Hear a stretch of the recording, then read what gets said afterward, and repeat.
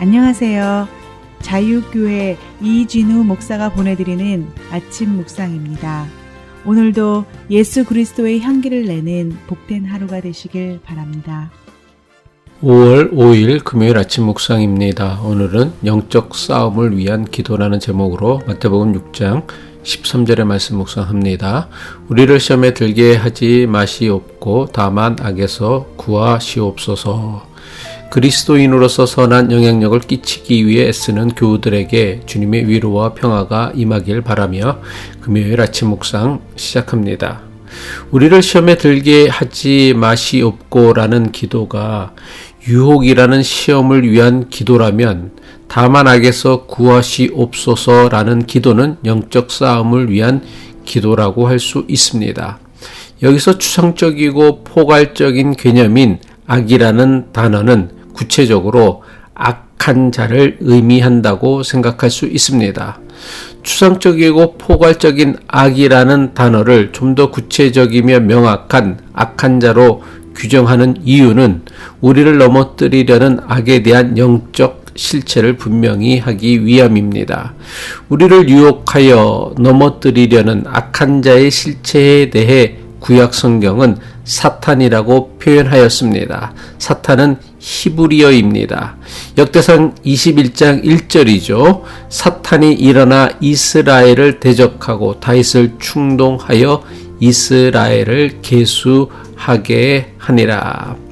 헬라어로 기록된 신약 성경은 구약 성경에 등장하는 사탄을 디아볼로스라고 번역했고 한국어 성경은 마귀 또는 악마라고 번역하였습니다. 사도행전 13장 10절이죠. 이르되 모든 거짓과 악행이 가득한 자요 마귀의 자식이요 모든 의의 원수요 주의 바른 길을 굽게 하기를 그치지 아니하겠느냐. 구약 성경에 기록된 히브리어 사탄은 하나님을 대적하는 자라는 의미를 가진 단어입니다. 신약 성경이 사용하고 있는 헬라어 디아볼로스는 구약 성경에 사탄을 번역한 것으로 그 뜻은 중상모력을 일삼는 자 또는 살인자를 의미합니다.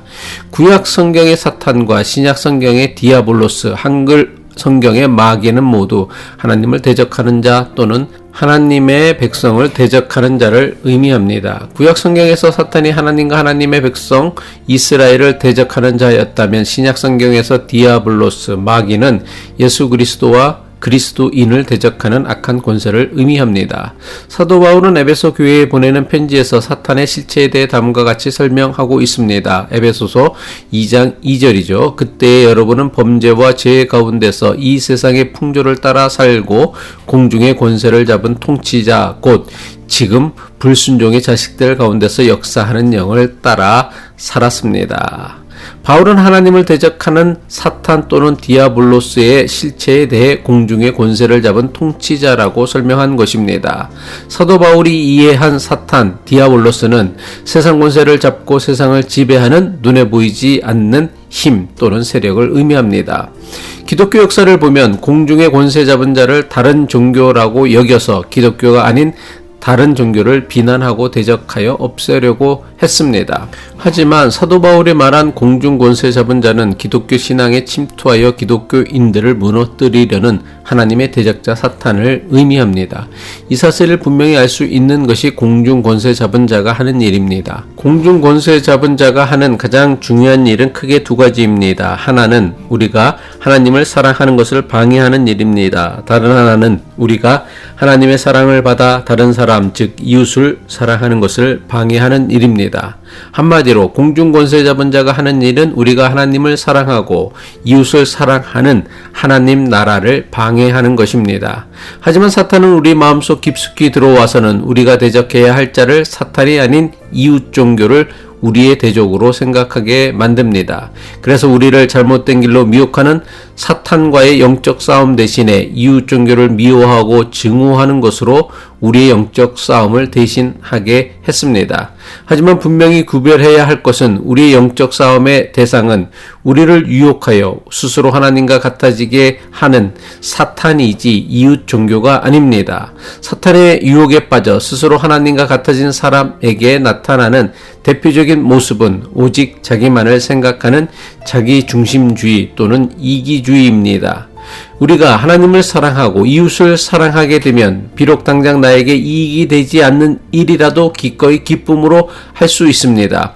하지만 사탄의 유혹에 빠지게 되면 스스로 자신을 하나님과 같이 여겨 무슨 일을 하든지 모든 일을 오직 자기를 기준으로 생각하고 자기의 유익을 위하여 판단하려고만 합니다. 그래서 이런 사람의 생각과 기준은 그 일이 나에게 어떤 이익이 있는지 아니면 손해가 되는지만을 생각하고 계산하여 행동하게 됩니다.